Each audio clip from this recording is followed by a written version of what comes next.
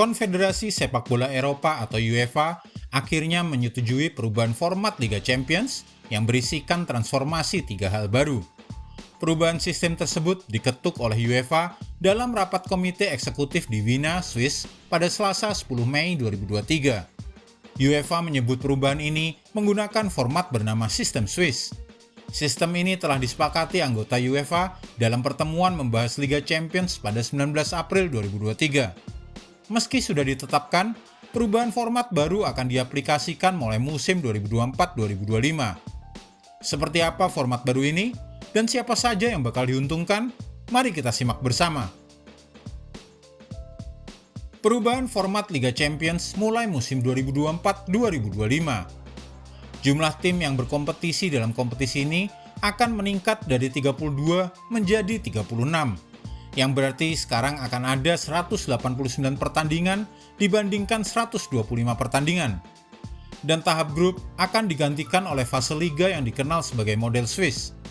Kemudian, Liga Champions tidak akan menerapkan babak penyisian lewat grup lagi. Yang digunakan adalah format kompetisi, di mana setiap tim melakoni 8 laga dalam format kandang dan tandang. Turun dari 10 yang diajukan setelah pembicaraan di Wina. 8 tim teratas dalam liga akan lolos secara otomatis ke tahap gugur. Mereka yang finish dari peringkat ke-9 hingga peringkat 24 akan bersaing dalam babak playoff 2 pertandingan untuk menentukan siapa yang mencapai babak 16 besar kompetisi. 2 dari 4 slot tambahan dalam kompetisi akan diberikan kepada negara-negara yang klub-klubnya mencapai performa kolektif terbaik pada musim sebelumnya. Untuk menghitung ini, total poin yang diperoleh akan dibagi oleh jumlah tim yang berkompetisi dalam kompetisi klub Eropa.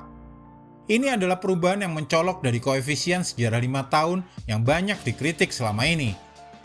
Jika aturan baru diterapkan pada musim 2022-2023 saat ini, 2 tempat tambahan akan diberikan kepada klub-klub dari Inggris dan Belanda. Dalam 3 dari 4 musim terakhir, tim dari Premier League akan mendapatkan salah satu slot tambahan.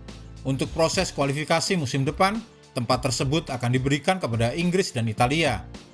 Dalam teori, dalam beberapa tahun terakhir, Premier League bisa saja mengirimkan total hingga 7 tim ke kompetisi Eropa karena tempat koefisien yang diberikan berdasarkan performa dan pemenang kompetisi klub terbesar di Eropa dan Liga Eropa, jika klub-klub tersebut tidak lolos secara otomatis. Dalam perubahan lainnya, klub-klub dari negara yang sama sekarang dapat bertanding melawan satu sama lain di babak awal tahap gugur. Pertandingan antar negara domestik saat ini dibatasi hingga perempat final. 8 pertandingan dengan model liga akan diselenggarakan selama 10 pekan, sebuah keputusan yang diambil tahun lalu, dan ini akan berarti Liga Champions, Liga Eropa, dan Liga Konferensi Eropa akan memiliki 1 pekan eksklusif yang didedikasikan untuk turnamen mereka. Perbedaan dengan format saat ini. Setiap tim yang mencapai babak utama Liga Champions saat ini bermain dalam babak grup berisi 4 tim, dengan 2 tim teratas mencapai babak gugur. Tim peringkat ketiga akan turun ke Liga Eropa. Mereka yang berhasil melaju ke babak gugur akan bersaing di babak 16 besar, perempat final, semifinal, dan babak final. Salah satu elemen yang tidak akan berubah saat sistem baru diperkenalkan pada tahun 2024 adalah semifinal dengan 2 pertandingan. Beberapa saat lalu muncul keinginan untuk menghapuskan semifinal Liga Champions dengan 2 pertandingan. Klub-klub Eropa terkemuka mendukung rencana untuk memainkan babak semifinal dan babak final hanya dalam 1 pekan di 1 kota. Namun kemungkinan hal itu tidak akan segera diimplementasikan karena UEFA bertekad mempertahankannya. Dampak perubahan format terhadap Premier League. Saat ini, 4 tim dari Liga Utama Inggris dapat lolos ke Liga Champions. Tetapi berkat kekuasaan sepak bola Liga Inggris dalam kompetisi tersebut, mereka tentunya akan sangat senang karena hampir pasti mendapatkan 5 tempat di Liga Champions, dibandingkan hanya 4 sebelumnya. Kita juga akan melihat Spanyol, Jerman, dan Italia akan cukup puas dengan format baru ini, karena kemungkinan tempat ekstra kedua akan diberikan kepada La Liga, Bundesliga, atau Serie A. Meskipun terdapat poin bonus untuk berpartisipasi di Liga Champions daripada Liga Eropa atau Liga Konferensi Eropa, negara kecil masih memiliki kesempatan untuk mendapatkan salah satu tempat koefisien. Siapa yang merasa dirugikan dengan perubahan format ini? Ada pandangan yang mengatakan bahwa UEFA hanya mendengarkan Premier League dan La Liga ketika memutuskan untuk menghapus fase 10 pertandingan dan menguranginya menjadi 8 pertandingan. Ligue 1 Prancis ingin ada 10 pertandingan dan bukan koefisien klub. Mereka menulis surat kepada pihak UEFA dan Asosiasi Klub Eropa untuk mengatakan bahwa itulah alasan mereka mengurangi liga domestik selama ini menjadi 18 pertandingan. Mereka tadinya memperkirakan akan ada peningkatan jumlah pertandingan di kompetisi Eropa. Namun, mereka juga tidak menyukai koefisien klub. Mereka ingin salah satu dari 2 tempat tambahan diberikan kepada juara domestik dari liga berukuran sedang dan satu lagi kepada liga terbesar kelima sehingga memiliki 4 tiket, seperti 4 liga teratas saat ini. Saat ini, liga terbaik kelima adalah Ligue 1 Prancis. Pada dasarnya, ini semua berhubungan dengan setiap liga yang rakus dan ingin mendapatkan lebih banyak tempat.